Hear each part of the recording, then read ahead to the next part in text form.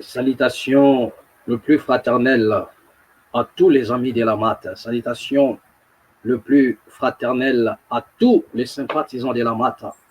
Bienvenue encore une fois de plus dans la MAT officielle. Merci à tous les amis qui se sont abonnés dans la MAT officielle. Merci à tous les amis qui nous soutiennent encore de près ou de loin. Et grâce à vous, nous sommes là au jour le jour.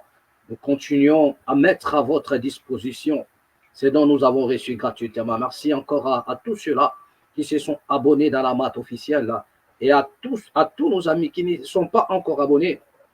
Nous vous prions de bien vouloir vous abonner dans la MAT officielle. Lorsque la bénédiction de Nombre 6 à 27, je paraphrase. Si vous mettrez mon nom sur mon peuple et je les bénirai, que la bénédiction d'en haut ainsi que d'en bas découle de vos vies, de partout où vous vous retrouvez à ce net moment. Bienvenue encore une fois de plus dans la MAT officielle. Bien-aimés, nous allons partager encore aujourd'hui, nous allons passer un très beau moment de télé. Mais laissez-moi vous dire, pour aujourd'hui, nous allons faire un peu un rétro. Nous allons faire un rétro, c'est-à-dire nous allons un peu toucher en arrière certaines choses. Nous allons revenir un peu en arrière et voir ce qu'a été les discours des anciens qui ont marqué les temps. Parce que j'ai l'habitude de dire ici dans la MAT officielle que nous sommes un peuple dont le mœurs ou bien la personnalité s'est fait volatiliser. Cela veut dire que nous n'avons pas culture à conserver nos acquis, à conserver notre héritage. Vous voyez? Et la raison pour laquelle nous sommes même en train de vilipender cet héritage-là. Comprenez? Cela veut dire qu'aujourd'hui, nous tournons des pages. Nous tournons des pages sur tous les plans. Politiquement parlant, nous tournons des pages. Et historiquement parlant, nous tournons des pages. Spirituellement parlant, nous tournons des pages. Et au fur et à mesure que nous tournons les pages, nous laissons la place à l'imposture. Nous laissons la place aux envahisseurs de nous dompter. Nous laissons la place à l'ennemi.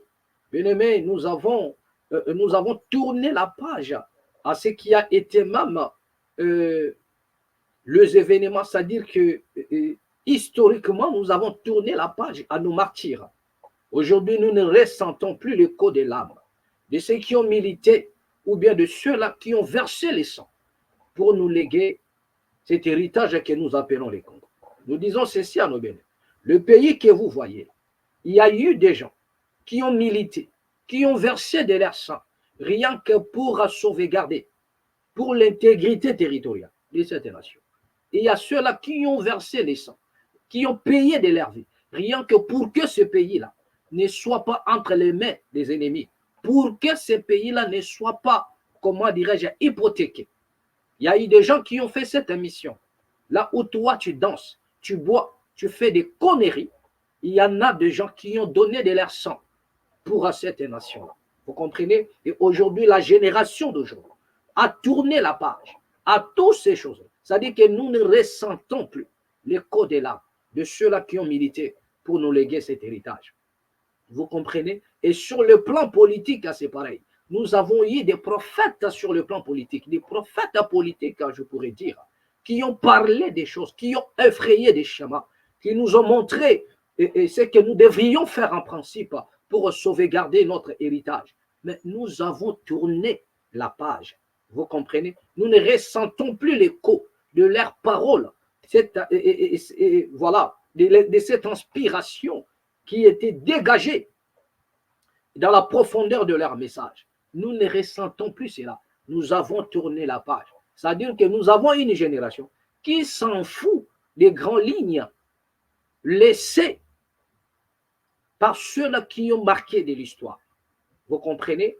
Et rassurez-vous que nous sommes en train d'avancer sans repère. Nous sommes en train d'avancer sans repère. Aujourd'hui, vous entendrez une personne dire que non, moi je suis conduit par le Saint-Esprit. Il est conduit par le Saint-Esprit, mais posez-lui la question maintenant. Le Saint-Esprit qui te conduit là, qu'est-ce qu'il est en train de t'inspirer? par rapport à la situation d'État-nation. Il ne connaît rien du tout. Je vous ai dit ceci. Commencez d'abord par taguer tous ces pseudo-pasteurs-là, ou bien leur posant des questions. À partir depuis Kankenza, jusqu'à leur dernier petit-fils, je ne sais pas c'est qui, posez-leur la question avec le Saint-Esprit qui les conduit. Quel est le message ont-ils déjà reçu pour la nation, pour la fin de tout ce qui se passe dans la nation? Qu'est-ce que, c'est-à-dire que Dieu leur dit quoi pour la nation, pour le Congo en particulier, pour le monde, pour l'Afrique? Rien du tout. Rien du tout. Vous comprenez? Or, tous ces politiciens-là qui ont parlé, qui ont tracé les schémas, ils ont été envoyés par qui? Mais ils ont été envoyés par Dieu. Vous comprenez? D'accord. Donc, il y a certaines personnes qui ne comprennent pas qu'il y a des politiciens que Dieu a envoyés aussi pour servir la nation. Vous comprenez? Donc, quelqu'un, il veut écouter le Saint-Esprit, mais il refuse d'écouter la voix de ceux-là qui ont tracé les schémas, vous comprenez, politiquement parlant, pour l'avenir de la nation.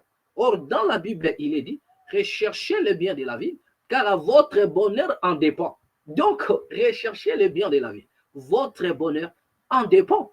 Vous comprenez? Donc, vous ne pouvez pas écoutez l'esprit pendant que vous ne savez pas comment faire pour comment bénéficier ou bien du bonheur de la ville. Vous comprenez? Donc, si réellement vous écoutez l'esprit, l'esprit vous dira en réalité, vous devriez vous lever, vous devriez quitter la bassesse, vous devriez prendre conscience lorsque vous êtes menacé pour sauvegarder vos intérêts, pour protéger votre héritage. Vous comprenez? Je crois que c'est la première des choses que l'esprit viendra pour vous dire. Parce qu'il dit que non, recherchez les biens de la vie, car votre bonheur en dépend. Donc, si réellement vous aviez le Saint-Esprit, il viendra vous dire en réalité que vous avez intérêt de vous battre pour votre nation, vous avez intérêt de ne pas prier à ce que Dieu puisse descendre les choses du ciel, car cela ne descendra jamais, mais vous devriez rechercher. Il n'a pas dit prier pour que le bien vous arrive, il dit rechercher les biens de la vie, votre bonheur en dépend. Vous comprenez? Et au lieu de faire comprendre aux gens, au travers de tous ces dadis-là, au lieu qu'ils disent aux gens la vérité, mais ignorant qu'ils sont eux-mêmes, voilà ce qu'ils vont vous dire, que vous irez au ciel. Et pendant qu'ils vous promettent le ciel, ils sont eux-mêmes accros au matériel, ils deviennent des millionnaires, des milliardaires. Et vous êtes là en train de souffrir. Comprenez? Vous êtes là en train de manquer même de quoi à manger. Vous êtes là derrière le bien de ce monde vous-même. Vous cherchez à vous vêtir, à vous nourrir. Vous cherchez tout ce qui est bien de ce monde. Vous comprenez? D'accord. Donc, c'est le temps que le peuple puisse prendre conscience. Moi, je vous ai dit, autant qu'ils sont tous ces pseudo-dadis-là, qui ne maîtrisent rien du tout, ni sur le plan biblique, ni même la doctrine de ce, comment dirais-je, de la Bible, ils ne peuvent que vous égarer. Vous comprenez? Ils ne peuvent que vous égarer. La raison pour laquelle nous disons coup de chapeau au pasteur Mutombo, voici l'homme qui a encore à frapper fort, en réveillant l'esprit de la population pour leur dire, pour dire aux jeunes, quittez la distraction. Vous devriez comprendre. Et nous croyons que c'est déjà un pas vers une trompette qui va sonner ou bien qui continue encore à sonner. Parce qu'il y a eu des anciens qui ont déjà sonné cette trompette-là. Mais il s'avère que le peuple était dans la confusion. Même pas dans la confusion, mais dans la distraction. Parce qu'ils ont tourné la page. Vous comprenez? Ils ont bouché leurs oreilles pour ne pas écouter l'écho des larmes de leurs ancêtres sur le plan peut-être, sur le plan spirituel, sur le plan politique, sur tous les plans, nous avons tourné la page. Et c'est cette maladie qui nous poursuit jusqu'à ce net moment. Nous sommes dans une nation, dans un continent où il y a des détournements des deniers. Mais vous allez vous rendre compte, après un certain moment, les choses, c'est-à-dire qu'on va tourner la page, nous passons à autre chose.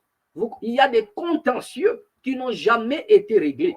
Il y a eu des crimes donc, qui n'ont jamais vu la lumière, c'est-à-dire le jugement n'a jamais été rendu. Il y a des coupables qui ont été condamnés. Il y en a, et comment dirais-je, il y en a des innocents qui ont été condamnés et des coupables qui sont là en train de se pavaner de gauche à droite. Vous comprenez? Et on tourne la page. il y a des vols où on vole l'argent de la République et après un moment donné, on tourne la page, mais l'argent ne revient pas dans la caisse de l'État. Vous comprenez? Et on parle de la justice, mais la justice n'arrive pas à surgir les dossiers passés. Vous comprenez? Parce que la justice n'a pas seulement pour mission de tomber sur des futilités. La justice a pour mission de récupérer les choses passées.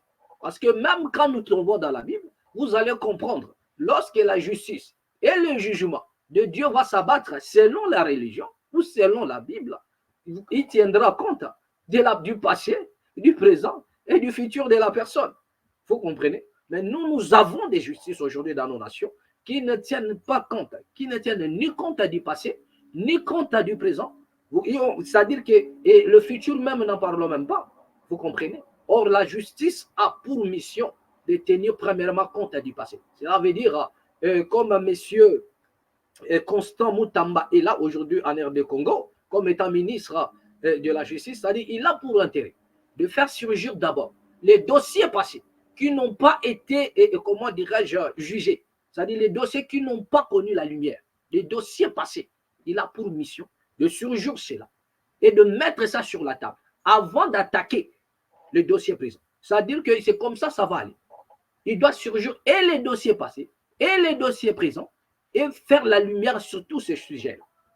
Mais fort malheureusement, lorsque quelque chose, un événement, c'est-à-dire qu'un détournement, un vol passe, c'est fini, on tourne la page, on ne peut plus revenir là-dessus. Vous comprenez?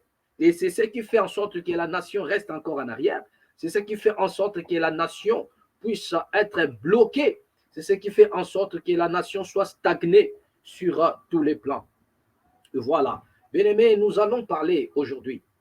Nous allons expliquer encore, comme je disais tantôt, revenir un peu dans le passé. Parce que nous sommes en train de traverser un moment terrible. Mais à certaines personnes ne comprennent rien du tout. Ils sont là en train de parler. Je vous ai toujours dit humblement que les réseaux sociaux est pour ceux qui font le buzz et ceux qui créent des concepts. Pas ceux qui font le buzz à la manière des Africains ou des Congolais. Les gens qui font des bêtises, ils passent à la télé pour dire que non, c'était un buzz. Donc, les gens confondent même le buzz et les bêtises. Les gens font leurs conneries dans les réseaux sociaux. Ils font leurs bêtises dans les réseaux sociaux. Ils appellent ça le buzz. Vous comprenez? Ils appellent ça le buzz. Or, en réalité, ce sont des conneries. Vous comprenez? Donc, et dans la maths officielle, nous allons vous éclairer sur certains points. Donc, je disais tantôt, prenons d'abord l'exemple. Je m'aimerais revenir là, et pour quelques minutes seulement. Prenons l'exemple de Kofi Olomide, l'homme qui a parlé en disant que nous ne sommes pas en guerre. Nous ne sommes pas en guerre. Et plusieurs ont emboîté les pas aussi pour soutenir M. Kofi Olomide, à qui nous allons consacrer dans les jours qui arrivent une émission. Voilà, nous allons parler encore de ces émissions. Et les gens, ils sont là en train de soutenir Kofi Olomide en disant, oui, nous ne sommes pas en guerre. Nous ne sommes pas en guerre. D'autres évoquent même, il y en a même des hommes politiques que nous avons suivis, qui ont évoqué des articles en disant, quand lorsque une nation est en guerre, regardez la disposition constitutionnelle. Voilà ce que la Constitution dit, pour attester qu'une nation est en guerre. Bien aimé, peu n'importe les textes, ce ne sont pas en matière de guerre. Vous devriez comprendre, ce ne sont pas des textes qui peuvent vous prouver en suffisance que vous êtes en guerre. Vous comprenez? Car la guerre elle-même n'est pas d'abord dans les textes. Vous comprenez? La guerre, nous ne la définissons pas d'abord comme étant selon la rousse. Parce qu'ici, nous créons des concepts.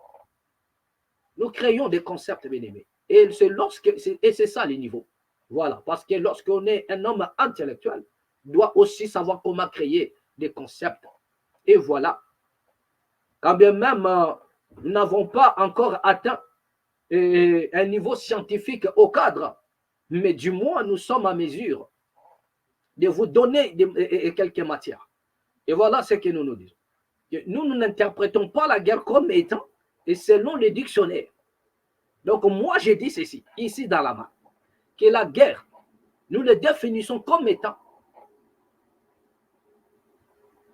une violation. Ou bien si vous voulez, nous pouvons dire ici dans la main, une violation de la souveraineté. Voilà comment nous définissons la guerre. Nous disons que la guerre est une violation de la souveraineté. Voilà notre manière de définir la guerre. Ne parlons pas en termes de dictionnaire ou la recette, non. Donc là, je le crains. Je dis que la guerre est une violation de la souveraineté. Et cette souveraineté peut être territoriale, cette souveraineté peut être sectorielle, cette souveraineté peut être provinciale, et j'ajoute encore par-dessus tout, cette souveraineté peut être politique. Voilà. Et cette souveraineté, je disais, peut être aussi politique au moment où vous n'êtes pas à mesure de décider par vous-même et que d'autres puissances, c'est-à-dire que décident à votre place. Vous comprenez? Et rien qu'avec ça, vous allez déjà comprendre que la guerre n'est pas seulement lorsqu'il y a des cliquetis des armes, ou bien le retentissement des armes, ou bien lorsque les armes pleurent pour certaines personnes pour la meilleure compréhension. Vous comprenez? Voilà. Mais c'est la violation d'une souveraineté. C'est ce qu'on appelle, c'est ce que nous appelons la guerre, ici dans la maths officielle. C'est pour vous faire comprendre tout simplement que être en guerre, ce n'est pas seulement lorsque l'État ou le chef de l'État prononce la parole officiellement pour dire que non, ou bien lorsqu'il réunit les deux chambres en congrès pour dire que nous sommes en guerre. Parce qu'il y en a des nations. Il y a un monsieur qui a dit, c'est un grand homme, je cite ici, le général Mayele. Il dit, si vous voyez dans une nation et que la guerre a commencé, et cette guerre ne prend pas fin, sachez-les donc, les autorités de cette nation, soit politiques ou militaires, ils sont impliqués. Vous comprenez? D'accord. Donc, s'il y a une guerre dans une nation et que cette guerre-là n'arrive pas à prendre fin, sachez-les qu'en réalité, les autorités, soit politiques ou militaires, sont impliqués. Donc, ils sont en connivence avec vos ennemis. Ça, c'est selon le général Mayele. Vous comprenez? Donc, dans le cas d'espèce, vous allez comprendre ceci, que si les Congo, et personne ne peut ignorer que le Congo est infiltré, personne ne peut douter de l'infiltration. Personne ne peut douter de l'infiltration au Congo.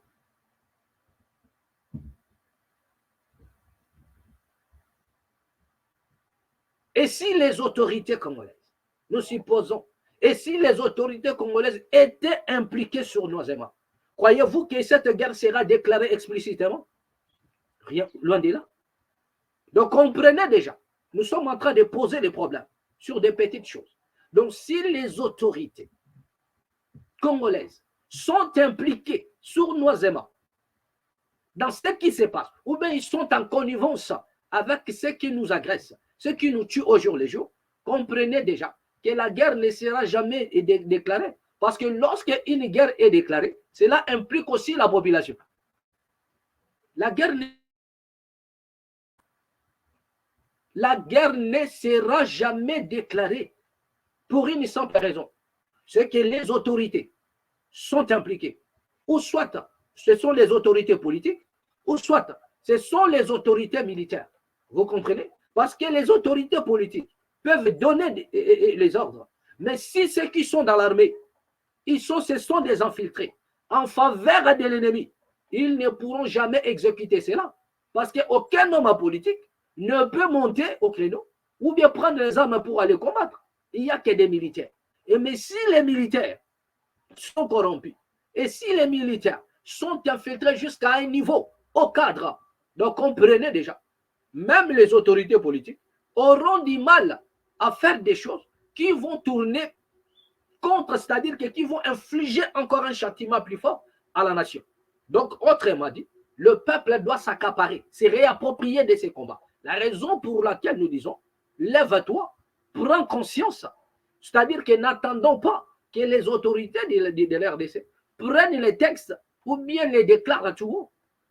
Et déjà, nous avons expliqué en disant La guerre, ce n'est pas seulement la guerre des armes. Il y a aussi une guerre qui est diplomatique.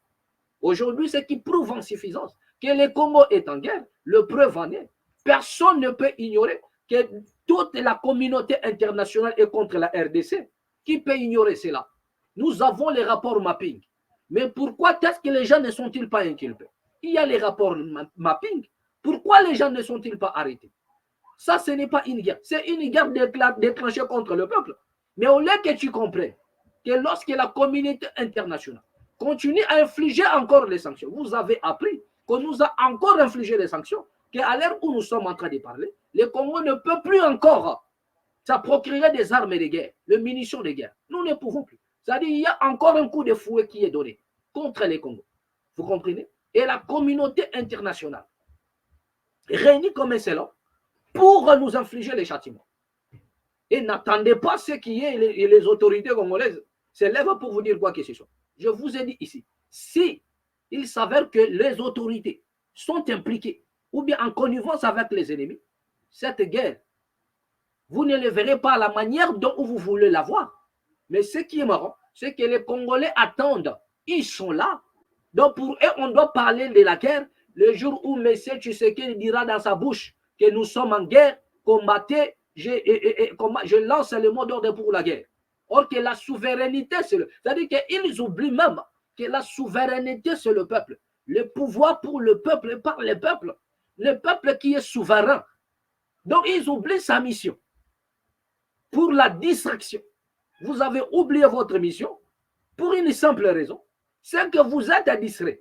La raison pour laquelle, peu importe ce que les ennemis de la RDC y font, et ils attendent que le président de la République le dise. Pourquoi? Parce que la Constitution dit, pour qu'un pays soit en guerre, voilà les articles. Donc vous attendez les articles pour comprendre que et que le pays est en guerre. Mais où est donc la souveraineté de la population? Où est donc votre souveraineté? Donc, même ceux qui parlent, et les Kofi Olomide, et ceux qui sont en train de les soutenir, et même ils ne savent pas qu'ils sont en guerre. Vous comprenez? Pour une simple raison, c'est qu'ils attendent le président de la République. Vous comprenez? Mais ils ne savent pas que c'est leur avenir qui est en train d'être hypothéqué. Donc, et ils ne savent pas que c'est la terre de leurs ancêtres qui est jusque-là menacée. Et ils ne savent pas. Ils sont là avec leurs yeux en train de compter les morts. Nous avons dit ceci. Si M. Kofi Olomide peut parler, il doit premièrement, au nom de l'honnêteté intellectuelle, commencer d'abord par demander pardon à la population congolaise, demander pardon à nos frères de l'Est, pourquoi il a ignoré les morts du Congo. Kofi Olomide a réuni le journaliste. Il les a persuadés. Et il a l'air demandant. Est-ce que au monde a Bibembango veut dire donc est-ce que au monde a Bibembango quoi?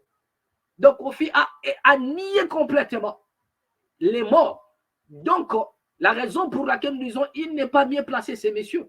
Il doit d'abord commencer par reconnaître son erreur en demandant pardon à nos frères de l'Est et par après Kofi va demander pardon à tous ceux-là qui disent qu'il y en a nos frères qui meurent au jour le jour. Donc, Kofi a ignoré devant la presse, vous avez les images, donc on doit être honnête et sincère, vous comprenez? Et il doit venir à la télé et enfin mentionner, impliquer aussi les ennemis, impliquer ceux qui sont en train de nous faire du mal jusque-là, les impliquer. Nous disons que la communauté internationale qui passe par le Rwanda, et nous le disons ici, c'est-à-dire que personne ne peut ignorer de l'infiltration. Personne ne peut ignorer de l'infiltration de la classe politique congolaise. Personne ne peut ignorer de l'infiltration de l'armée congolaise. Il y en a les autorités qui le disent. Personne ne peut ignorer de cette infiltration. Et c'est un plan qui a été mis en place pour déstabiliser la RDC. Personne ne peut poser un démenti. Donc, n'entendez pas ce que la Constitution vous dise quoi que ce soit au nom de la souveraineté de la nation. La souveraineté du peuple, vous devriez d'abord déjà comprendre. Donc ne venez pas brandir des textes pour dire que non, pour une nation, pour la souveraineté d'un État, il n'y a pas de texte. Il n'y a pas de texte. Vous comprenez? Dès lors que vous attendez les textes, vous comprenez? Donc vous êtes en train d'être manipulé. Vous êtes sous l'influence, la malédiction de la manipulation.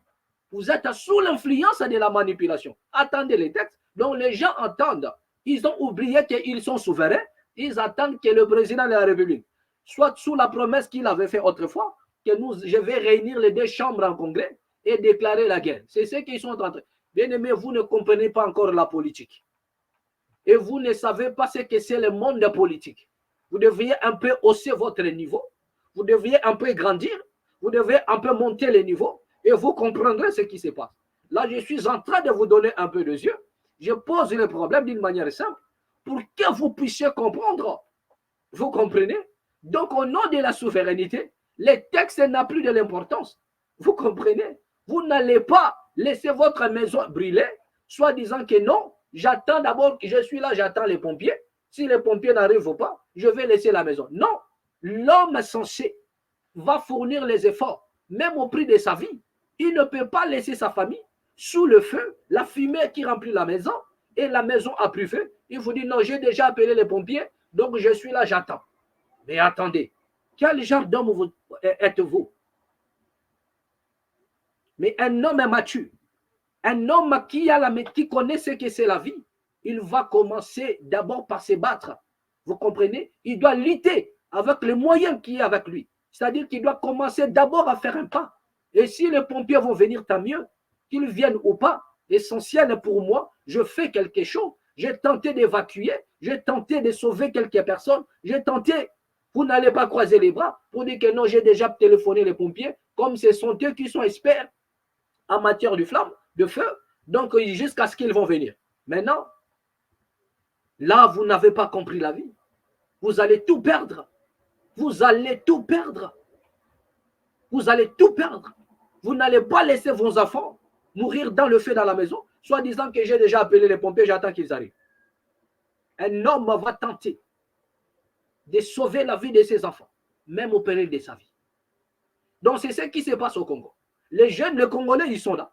Dans la distraction, chacun fait ses conneries, des conneries qu'ils appellent le buzz. Parce que les Congolais confondent même les Africains en général. Ils confondent le buzz et les bêtises et les conneries qu'ils font dans les réseaux sociaux. Vous comprenez? Nous allons un jour revenir sur ça. Donc, ils attendent que les autorités leur disent que non, nous avons déclaré maintenant la guerre. Mais eux-mêmes, c'est-à-dire qu'un peuple qui n'a pas sa souveraineté entre ses mains, ça prouve en suffisance que c'est un peuple qui est mûr à l'esclavage. Ça prouve en suffisance que c'est un peuple mûr à la manipulation. Vous comprenez? Ceux qui nous agressent, ils n'attendent pas les textes. Ils ont, c'est-à-dire intériorisé la mission en eux.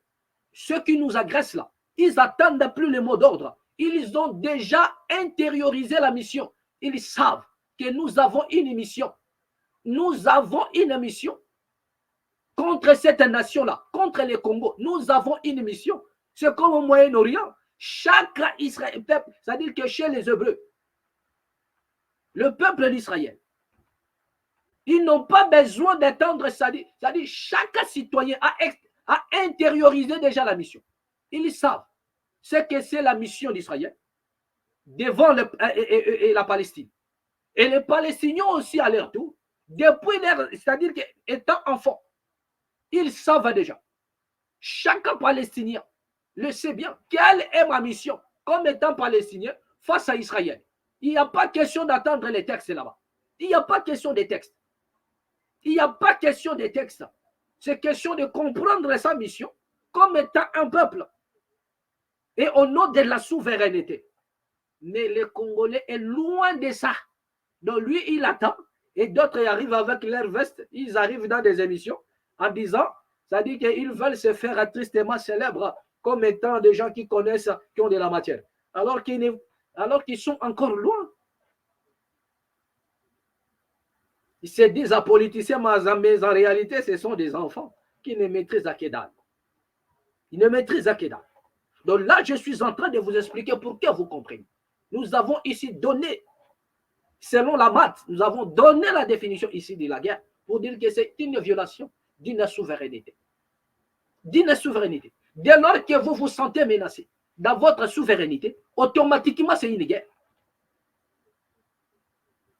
Et la guerre, ce n'est pas seulement dans les armes, il y a la guerre diplomatique. Aujourd'hui, dans la diplomatie de la RDC, il y a la guerre. Lorsque nous parlons de la communauté internationale, qui est ce Congolais-là digne de son nom pourra dire que la communauté internationale soutient le Congo? Qui? Mais c'est une forme de guerre. Donc vous attendez encore que les autorités congolaises déclarent la guerre contre la communauté internationale? Non, mais par les œuvres, nous sentons l'injustice. Par leur manière de faire, nous sentons qu'il y a des poids et des mesures. Et nous n'avons pas besoin que le Saint-Esprit vienne nous le dire automatiquement. Dès lors qu'une souveraineté est menacée, c'est une guerre. Une guerre. Soit tu comprends et tu t'élèves pour dire un non, pour lancer un message fort à la communauté internationale. Soit tu es là dans la musique, dans le théâtre, en train de prier, d'entendre ce que Jésus vienne à sauver les Congo, ou soit tu te lèves. Il n'y a que ça. Il n'y a pas de demi-mesure dans tout cela. Il n'y a pas de miracle. Je vous ai dit ceci. Le peuple qui est vers le Moyen-Orient, Israël, un peuple qui est considéré, je vous donne même cadeau de référence ici. Je vous ai donné Romains chapitre 11. Vous comprenez? Paul dit en ce qui concerne l'élection, ils sont les premiers et ils sont aimés à cause de leurs ancêtres. C'est-à-dire ils sont aimés à cause d'Abraham, d'Isaac et de Jacob, selon la doctrine de la Bible. Donc ils sont les premiers même selon l'élection. Mais toi qui n'es même pas classé les deuxièmes, c'est toi qui attends Jésus pour venir libérer ta nation. C'est toi qui attends Jésus pour que tu t'élèves. Pour que tu t'élèves. Et la plupart de tous ces gens-là, les seules opportunités qu'ils entendent, c'est de quitter le pays et s'en aller. Mais pourquoi vous n'attendez pas Jésus là-bas pour vous enrichir dans le pays?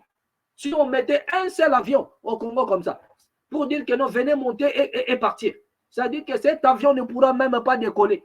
Tellement les gens vont monter même dans les ailes. C'est-à-dire les gens vont bloquer même le pneu. Cet avion ne va pas monter. Mais c'est les mêmes personnes-là qui sont dans les églises, qui partent dans des obédiences et pour aller prier Jésus. Mais pourquoi veux-tu sortir alors?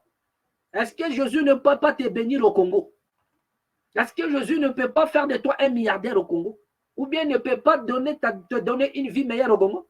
Pourquoi veux-tu aller en Europe? Pourquoi veux-tu aller en Amérique? Il y a d'autres là, ils sont en train de faire le DV loterie. Je vous ai promis une émission sur le DV loterie. Là. Je viendrai vous révéler les secrets cachés derrière le DV loterie. Je vous ai promis, c'est en exclusivité ici dans la map officielle.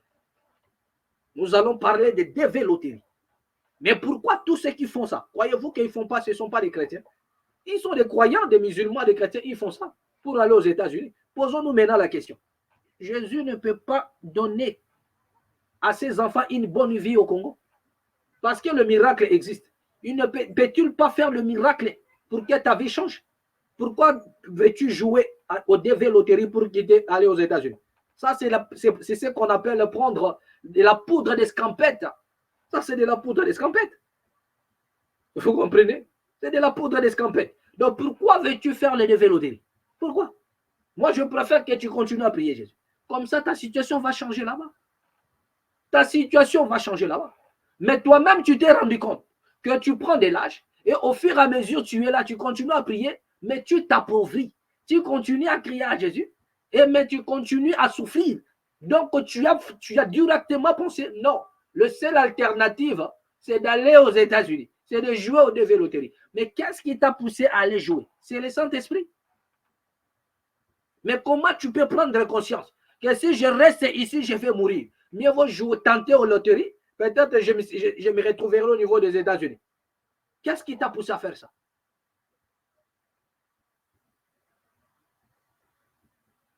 Mais pourquoi cette intelligence-là qui te pousse à jouer le DV loterie ne te pousse jamais à comprendre que je dois prendre conscience? Peu importe le coin, on n'empêche à personne de voyager. Le voyage, c'est un droit universel. C'est un droit universel. Tout le monde a droit. Mais ce qui est comment dirais-je, pour nous, ce n'est plus comme un droit universel. Pour nous, maintenant, c'est-à-dire que à tout prix, il faut quitter. À tout prix, il faut quitter.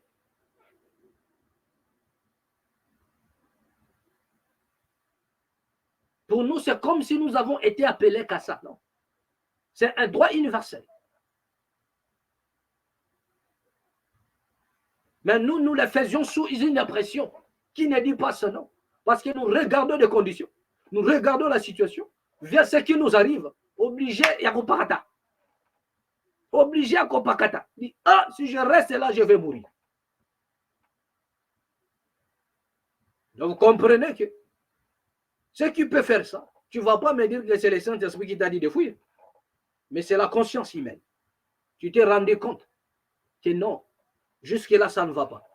Donc, même lorsque Jésus te regarde, il dit, mais toi, tu es ma boule, je t'ai donné tout. Qu'est-ce que tu viens ici faire?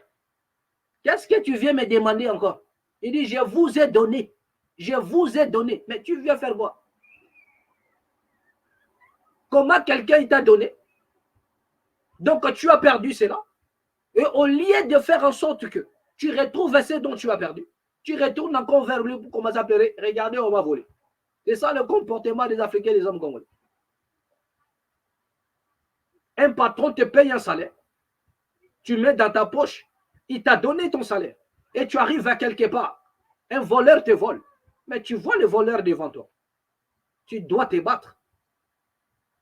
Tu dois te battre. C'est ton salaire. Lorsque la cause elle est juste, la victoire elle est certaine. Mais toi, tu laisses le voleur s'en aller. Avec ton salaire, tu retournes auprès de ton patron pour donner les explications. Donc, ton patron va te virer même le même jour. Il dira, je n'ai jamais vu un aussi bête que toi. Donc, tu as vu le voleur, tu l'as laissé partir et tu retournes chez moi pour me raconter ce qui t'est arrivé. Ça dit quoi? Veux-tu que le patron fasse quoi? Qu'il te paye à nouveau. Donc, c'est que même le patron, là, sa tête, là, ne fonctionne pas. Mais aucun patron ne pourra le faire. C'est que c'est toi qui as un problème dans ta tête. Donc, voilà ce que quand Jésus nous regarde, voilà ce qu'il nous dit. Que vous avez des problèmes dans vos têtes. Je vous ai tout donné. Et vous venez me demander encore.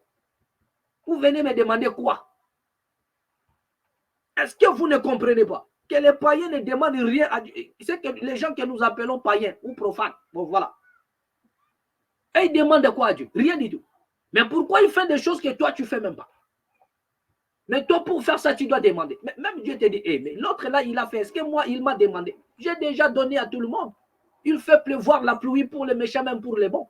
As-tu déjà vu le chant d'un sorcier qui n'a pas poussé parce qu'il n'est pas enfant de Dieu?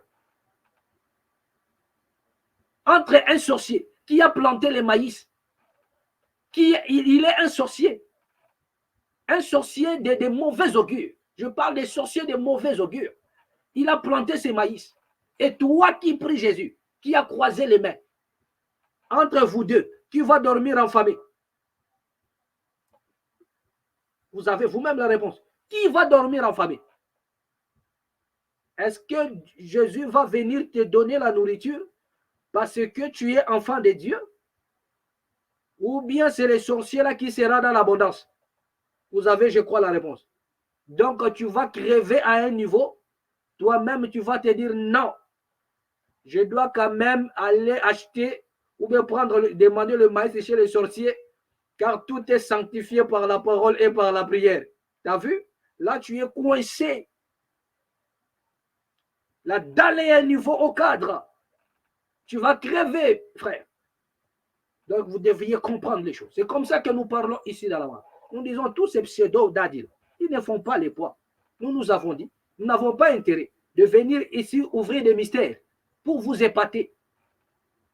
Nous avons suffisamment de la matière pour donner à ce qui concerne la doctrine. Sur le plan prophético ou doctrinal, nous avons la matière. Mais il y a un devoir qui nous appelle. La nation, le veille de la conscience. Nous ne pouvons pas regarder un peuple en train de se noyer et garder silence. Se noyer dans la distraction. Se noyer dans de futilités. Pendant ce temps, les ennemis de la nation sont en train d'avancer de pas à pas. Ils sont en train d'avancer. Pour d'autres nations, le Congo leur a été donné comme une promesse. Donc la terre congolaise, c'est la promesse que Dieu leur a donnée. Vous avez suivi les prédications de certains pasteurs rwandais qui ont dit à l'ère Bandimi que non, le Congo, c'est une terre qui nous a été donnée par Dieu. dans des gré ou des forces, nous devions la conquérir. Mais il n'y a que toi qui ne comprends pas que nous sommes en guerre. Donc, n'attends pas que l'on puisse déclarer cela. Je vais vous expliquer ici. Sur le plan diplomatique, nous sommes en guerre. La communauté internationale nous a déjà déclaré la guerre depuis. Il nous a déclaré la guerre depuis. De la même manière, nous vous disons que le Rwanda, nous le savons tous, que le Rwanda est soutenu par la communauté internationale. Mais officiellement, il n'y a pas un seul document où on peut nous brandir pour dire que non, la communauté internationale soutient le Rwanda dans le but de déstabiliser ou bien de balkaniser la RDC. Ça, il n'y en a pas. Mais par des actes posés, nous comprenons directement qu'ils sont soutenus pour déstabiliser la RDC. Mais sur le plan, officiellement, il n'y a pas un document. Officiellement, il n'y a pas un document. Mais qu'est-ce qui vous pousse à dire cela? Que le Rwanda est soutenu par la communauté internationale pour déstabiliser la RDC. Lorsque le pays, lorsque la France a soutenu financièrement le Rwanda, tout le monde a parlé que non, ils financent le Rwanda pour nous agresser. Avez-vous vu un seul document officiel qui stipule que la France a soutenu le Rwanda pour nous agresser? Mais qu'est-ce qui vous prouve à dire ça? Ce sont des faits. Mais officiellement, il n'y en a pas. Mais c'est par des actes. Donc, de la même manière, n'attendez pas ce qu'il y ait une proclamation de la guerre par des autorités. Comprenez déjà, au nom de la souveraineté. Et la souveraineté, c'est le peuple qui l'incarne. Je vous ai dit que le Congo a besoin d'une purification. Et cette purification doit passer au travers d'une révolution. Et cette révolution, elle est spirituelle et physique pour assainir la nation. Car il y a des faux prophètes, des faux serviteurs de Dieu qui ont envahi les Congos, qui ont embrigadé la conscience de l'homme congolais pour que les Congolais ne se lèvent pas. Le seul chemin qui leur est montré, c'est le royaume des cieux. Pendant ce temps, ils sont en train de s'enrichir et avec leurs enfants. Et par-dessus tout, les politiciens sont en train de nous mater. Ils sont en train de nous mater. Et pire encore, nous avons des loges implantées sur la République. À l'heure où nous parlons, c'est-à-dire que c'est grave. Nous avons des loges qui se sont implantées par ici, par là, à Kinshasa, dans le but d'hypnotiser ce peuple, de rendre ce peuple maboule, alcoolique. Bien aimé, attendez, lorsque nous allons parler de tous ces expatriés-là qui vivent en RDC, qui sont venus comme étant des investisseurs, mais en réalité, ils ont une mission pire que les nations que nous condamnons aujourd'hui. Tous ces expatriés-là qui vivent en RDC. Leur agenda caché est plus pur que ce que nous pouvons comprendre. Au-delà de ce que vous pouvez comprendre. Et pour comprendre cela, nous avons besoin d'un peuple mature et conscient. Il y a des Indiens qui tabassent les Congolais dans leur propre pays. Vous ne comprenez toujours pas. Il y a des Chinois qui frappent les Congolais dans leur nation. Vous ne comprenez toujours pas. Ils ne comprennent pas. Un Chinois peut taper les Congolais comme il veut. Donc tu appelles la police t'arrête toi-même. Il t'arrête encore. Un Indien peut taper un Congolais au Congo. C'est-à-dire que... Donc, ils s'en foutent. Et ils vont aller danser. Et c'est les danser, les ndombolo, c'est danser. C'est maintenant les Wario et les Gaulois. Il n'y a plus le peuple, il n'y a plus la souveraineté. C'est-à-dire qu'ils ont perdu leur souveraineté. Ils ont perdu la loyauté envers leur propre nation. Pourquoi? Parce qu'ils attendent le mot d'ordre des politiciens. Leur loyauté, c'est au travers des individus. Maintenant, moi, je suis Gaulois. Moi, je suis, je ne sais pas moi, si c'est des aigles, si c'est des quoi. Voilà là où ils sont partis. Voilà là où ils sont partis. Donc, et les ennemis regardent comme ça. Ils disent, voilà ce que nous voulions. Et il n'y a plus personne pour la nation. Vous les cherchez, ils sont dans les concerts. Ils sont... Essayez de zoncher les réseaux sociaux. Vous allez voir. La réflexion, ce qu'ils font là, c'est qu'ils appellent le buzz. Mais des bêtises, des conneries qu'ils font. Regardez. Regardez ce qu'ils font. Bien aimé, nous allons suivre une vidéo. Et puis nous allons revenir juste après. Je vous ai dit ici que nous allons faire un pas en arrière, un rétro, pour voir ce qu'a été le discours de ceux-là qui ont tracé le chemin pour la République démocratique du Congo. Suivons un peu Ce discours et puis revenons juste après. Ils ont eu donc des Congolais par la corruption, ceci, cela. Ils l'ont fait marier à la sœur de James, à une Tutsi, directement. Il a abandonné sa femme à Kinshasa. Oui, il a abandonné sa femme à Kinshasa avec les enfants. Vous voyez encore le problème avec les Congolais. C'est grave. Il nous laisse beaucoup de problèmes. Il est là et maintenant il crie qu'il veut venir. Hein? Bon, le voilà devenu un chef de guerre de la rébellion. Et ils sont allés ramasser tous les autres rebus que vous connaissez. Les Tambo et Mwamba, les Zaïdi Ngoma, l'autre est là, Londa Boululu, Wamba Diawamba. Et vraiment une kermesse de gens, en tout cas, corrompus et inutiles. Pardon, le Bizi Makara, qui était mon ministre des Affaires étrangères, que je croyais congolais.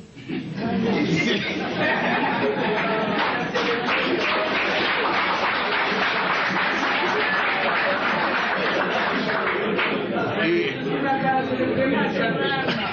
à ma très grande surprise, quand j'avais demandé à cette armée de se retirer, et avait déjà fermé des valises, ils disent, leur armée se retire, ils se sentent en insécurité. Je dis, mais non, votre armée reste. C'est l'armée rwandaise qui se retire. C'est pas la vôtre. Mais ils ont disparu. Et j'ai compris qu'ils n'étaient pas congolais alors. Parce que l'armée qui s'est retirée était rwandaise. Ah oui. Un ministre congolais, un ministre d'État a disparu. Un ministre des Affaires étrangères a disparu. J'ai dit, nous étions infiltrés alors. Infiltrés au sommet de l'État. Alors ainsi on aura pu découvrir des documents où Kagame dirigeait ces gens-là, où il complotait pour que les Tutsis prennent la tête de ce grand pays qui n'est pas le leur. Alors ça en est trop, hein. Ce pays ne leur appartient pas. Ils veulent en prendre la tête. Quoi? Mais c'est pas possible, ça a été très grave. On a vu tout ça, si seulement on avait su avant, ça aurait été bien. Mais le conflit a éclaté après. Ils tentent le conflit, ceux qui n'ont pas pu réussir avec le coup d'État, qui avait échoué le 2 août. Et maintenant, je le vois en train d'échouer encore. Notre peuple se défend. Je suis très heureux que vous tous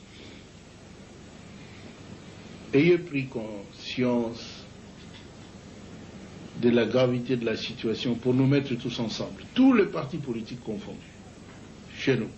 Tous les Congolais se sont mis ensemble derrière le gouvernement. Ils m'ont soutenu, je dois l'avouer très sincèrement. Et je ne sais même pas ce que je ferai pour les rendre.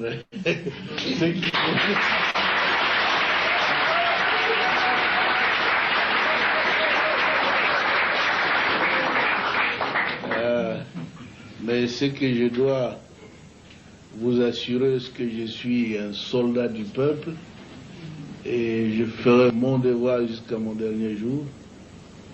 Je veux que mon pays soit totalement libre et en tout cas un pays moderne qui se développe, où sur le plan social, nos villages doivent être transformés. Parce que tout le monde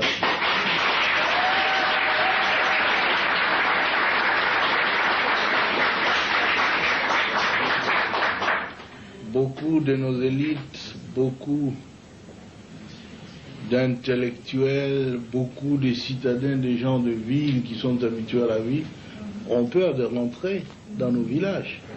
C'est parce qu'il n'y a pas de vie là-bas. Nous étions donc engagés dans un programme de reconstruction qui a commencé à porter fruit. Et tout cela sans assistance extérieure. Parce que les habitudes politiques en Afrique, c'est qu'on doit attendre de l'aide de la France, des États-Unis, de l'Union européenne, de la, de la Banque mondiale, de ceci, cela.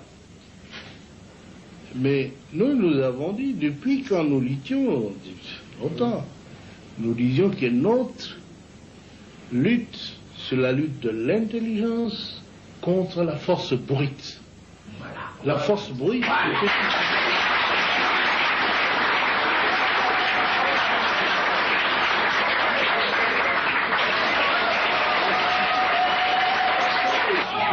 Nous disions alors dans un des congrès au Maquis où il a participé en 1976 que parce que nous avons tout dans notre pays, nous ne pouvons même pas les demander de l'assistance de l'Europe. Il faut utiliser l'intelligentsia nationale.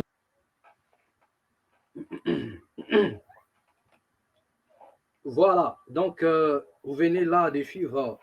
Il s'agit bel et bien de Musée Laurent Désiré Kabila, le père de Joseph Kabila, le président honoraire Joseph Kabila Kabange. Voilà. Vous venez d'écouter, je ne sais pas si quelqu'un a compris. Mais Musée Laurent Désiré Kabila a posé les problèmes de la RDC. Et toutes les grandes lignes sont tracées. Et vous allez vous rendre compte que tout ce dont nous traversons, les moments que nous traversons aujourd'hui, au travers de cette conférence, son discours, Musée Laurent Désiré Kabila a tout tracé. Il y a eu des noms que ce monsieur, Musée Laurent Désiré Kabila, a cités. Est-ce que ces gens-là, nous les avions pas remarqués?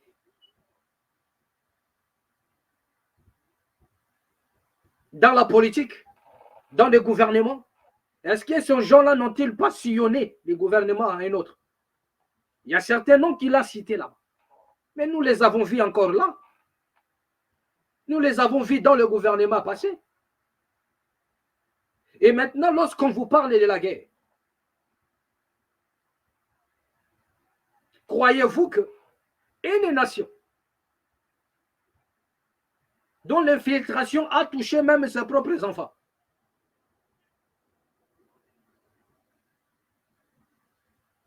c'est là où vous attendez les discours du président de la République.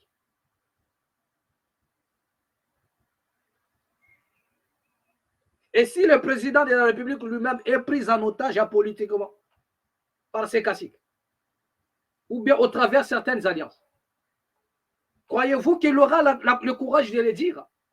Mais peut-être il compte sur ce peuple-là. Est-ce que ce peuple-là ne peut pas se révolutionner? Est-ce que ce peuple-là ne peut pas se lever? Lui aussi, peut-être il compte sur le peuple. Il peut être lié, il peut être pris en otage. Parce que le pouvoir, c'est autre chose. Il y a des accords qui peuvent te lier sans te rendre compte.